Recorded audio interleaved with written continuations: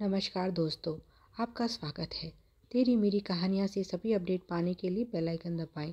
आज की कहानी है बहू छोटे घर से है। शारदा, कल तुम मानव के साथ जाकर गहने ले आओ। पुष्कर नाथ जी ने नोटों की गड्डियाँ पत्नी को देते हुए कहा। उसी समय बड़ी बहू नेहा कमरे में चाय नाश्ता ले आई। उसे देखकर शारदा जी ने अपनी साड़ी के आंचल से पैसों को ढकते हुए नाराजगी से कहा, बहू तुम्हें इस घर में आए कितना समय हो गया है, पर अभी तक तुम्हें समझ नहीं आया। ऐसे ही किसी के कमरे में प्रवेश नहीं करना चाहिए। आने से पहले सामने वाले से इजाज़त ली जाती है।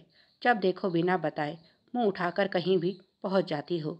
नेहा सफाई में बोली, माँ, आपने ही तो चाय नाश्ता लाने के लिए कहा था, पर इसका मतलब यह नहीं कि तुम सामान्य शिष्टाचार भी भूल जाओ। आगे से मेरे कमरे में आने से पहले पूछ कर आना। अब क्या दिन भर यहीं मेरे सर पर खड़ी रहोगी? जाओ यहाँ से। नेहा चुपचाप सर झुकाकर वहाँ से चली गई। पुष्कर नाथ जी बोले, शारदा, कभी कभी मुझे तुम्हारा व्यवहार समझ नहीं आता। एक तरफ तो तुम कहती हो नेहा घर की बड़ी बहू है, तो सारे घर की जिम्मेदारी उसकी हुई, और दूसरी तरफ हर छोटी छोटी बात उससे छुपाती हो। शारदा बोली, आप यह सब नहीं समझेंगे। बहू ठहरी छोटे घर की, इतना पैसा उसने आज तक सपने में भी नहीं देखा होगा। कौन जाने कब किसके मन में लालच आ जाए। वैसे भी अब उसकी देवरानी आ रही है और यह सब तैयारियां उसी के लिए हो रही हैं। चेहरे पर चाहे कुछ भी हो, मन में उसे यह सब देखकर जलन जरूर हो रही होगी। परसों जब हम मानव की बहू के लिए साड़ियाँ लेने बाजार गए थे, कैसा चेहरा उतरा हुआ था, आपने देखा नहीं? बड़ी बहू का। पर इसमें हम क्या कर सकते हैं? सबका अपना अपना भाग्य है। छोटी बहू तो बड़े घर से है। जब उसके माता पिता दान दहेज में इतना सब दे रहे हैं, तो हमारा भी कुछ फर्ज बनता है। मेरे लिए तो मेरे दोनों बेटे बराबर हैं। अगर साहिल ने अपनी मनमानी नहीं की होती, तो क्या हम उसकी शादी में कोई कमी रखते? पर उसने तो नेहा से शादी करके खुद अपने पैरों पर कुल्हाड़ी मार ली। अब चाहकर भी वह इसका दोष हमें नहीं दे सकता। 2 साल पहले शारदा और पुष्कर नाथ जी जोर शोर से अपने बड़े बेटे साहिल के लिए लड़कियां देख रहे थे कि इसी बीच साहिल ने नेहा से कोर्ट मैरिज करके उन्हें चौंका दिया। घर में पहली शादी को लेकर उनके जो अरमान थे, उन पर पानी फेर दिया। शारदा जी को असली झटका तो उस समय लगा जब पता चला कि बहू बहुत ही गरीब परिवार से है। पिता बैंक में चपरासी हैं और माँ एक अस्पताल में सफाई कर्मचारी। नेहा उनकी सबसे छोटी संतान है। नेहा से बड़े 2 भाई और बहनें और भी हैं, जिनकी शादियां हो चुकी हैं। उसके रिश्तेदारों में कोई ड्राइवर का काम करता है, तो कोई माली। ऐसे में कुशाग्र बुद्धि की नेहा अपनी मेहनत के बल पर साहिल की कंपनी में जूनियर मैनेजर की पोस्ट पर थी। साहिल अच्छी तरह से जानता था उसका परिवार इस शादी के लिए कभी राजी नहीं होगा, इसीलिए उसने बिना किसी शोर शराबे के माता पिता को बताए बिना यह शादी कर ली। वैसे नेहा की पारिवारिक पृष्ठभूमि को छोड़ दिया जाए तो शारदा और पुष्कर नाथ जी को उससे किसी तरह की कोई शिकायत नहीं। घर और बाहर दोनों में संतुलन बनाना नेहा अच्छी तरह से जानती है। उसके आने के बाद से शारदा जी ने तो घर के कामों से रिटायरमेंट ले लिया है, पर फिर भी पैसों के मामले में वह नेहा पर विश्वास नहीं कर पाती। खुद नेहा अच्छा खासा कमाती है और अपनी सैलरी भी लाकर उनके हाथ में देती है। फिर भी शारदा जी इस विषय में उस पर चाहकर भी विश्वास नहीं कर पाती। नेहा से सैलरी लेने के पीछे भी यही कारण है कि कहीं वह यह पैसे अपने मायके ना भिजवाए, नहीं तो घर में 3 तनख्वाह आती हैं। ऐसे में शारदा जी को नेहा की तनख्वाह की क्या ज़रूरत? बेटे ने उन्हें बिना बताए कोर्ट मैरिज की, इसीलिए उन्होंने भी नेहा के लिए कुछ नहीं किया। ना तो शादी की कोई दावत हुई, ना ही कोई नवाचार निभाया गया। पर इस बार शारदा जी पिछली बार की सारी कमी पूरी कर लेना चाहती हैं, इसीलिए दिल खोलकर खर्च कर रही हैं। नेहा को अफसोस तो है कि उसकी शादी में यह सब नहीं हुआ, पर देवरानी के प्रति मन में किसी तरह की जलन नहीं।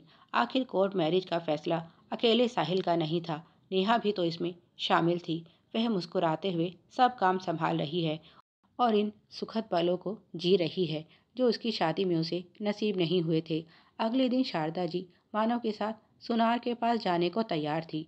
उन्होंने अलमारी से पैसे निकाले तो उसमें 2 गड्डियाँ कम निकली। उन्होंने आव देखा न ताव जोर जोर से नेहा को पुकारना शुरू कर दिया। नेहा घबराकर उनके कमरे में पहुंची तो उन्होंने सीधा उस पर इल्ज़ाम लगाया और बोली, बहू, मेरी अलमारी को हाथ लगाने की तुम्हारी हिम्मत कैसे हुई? तुमने अलमारी से जो पैसे चुराए हैं जल्दी से मुझे वापस करो। नेहा उनका यह इल्ज़ाम सुनकर सन रह गई और उसके आंसू बहने लगे। घर में हंगामा शुरू हो चुका था। नेहा बार बार कह रही थी कि उसने पैसों को हाथ तक नहीं लगाया, पर शारदा जी को उसकी किसी बात पर विश्वास नहीं था। उन्होंने आखिरी बार नेहा से कहा, तुम यह सफाई देना बंद करो। तुम्हारे सिवा इस घर में और कौन है जो ऐसी हरकत कर सकता है? सीधी तरह से पैसे मुझे लौटा दो, वरना मुझे पुलिस बुलानी पड़ेगी। उन्होंने बहू को गुस्से में कहा, यह सब तैयारियां और जश्न देखकर तुम्हारे दिल पर सांप लौट रहे हैं। खूब समझती हूँ मैं, इसीलिए तुम शुभ कार्य में विघ्न डालने की कोशिश कर रही हो। पहले मेरे साहिल को फंसाया और हमारे सारे सपने चकनाचूर कर दिए, और अब जब मैं अपने अधूरे अरमान मानव की शादी में पूरे करना चाहती हूँ तो तुमसे हमारी खुशियाँ देखी नहीं जा रही। इल्ज़ाम और शिकायतों का दौर जारी था। इसी बीच शोर शराबे की आवाज़ सुनकर बाकी रिश्तेदारों के साथ साथ साहिल और पुष्कर नाथ जी भी वहां पहुंच गए।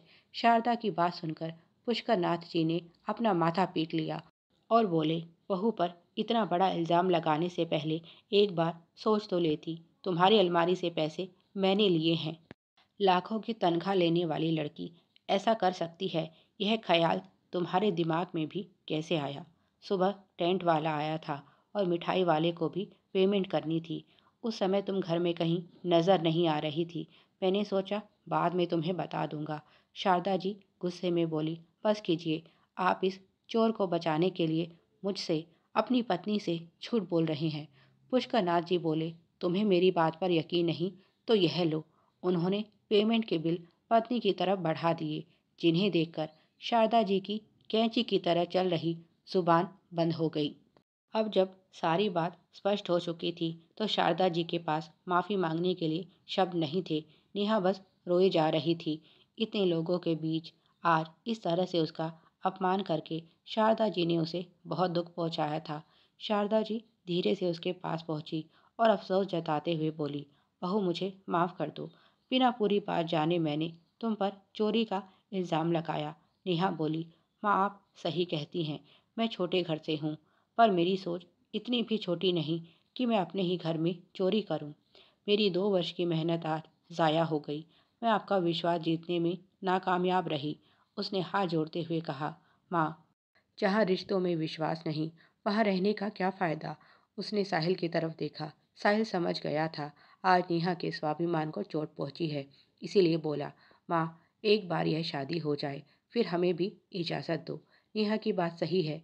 जिस घर में उसका इस तरह अपमान हो, मैं उसे वहाँ रहने को मजबूर नहीं कर सकता। और वह नेहा का हाथ पकड़कर उसे बाहर ले गया। शारदा जी की एक गलती के कारण आज वह बेटा बहू से हाथ धो बैठी। अगर उन्होंने सीधा बहू पर इल्ज़ाम लगाने की जगह थोड़ा धैर्य से काम लिया होता तो शायद आज परिणाम कुछ और होता। पर बेटे के प्रेम विवाह को वह आज तक स्वीकार नहीं कर पाई थी और इसके लिए दोषी सिर्फ और सिर्फ नेहा को मानती थी। और उसका गुस्सा आज मौका मिलते ही उन्होंने नेहा पर उतार दिया।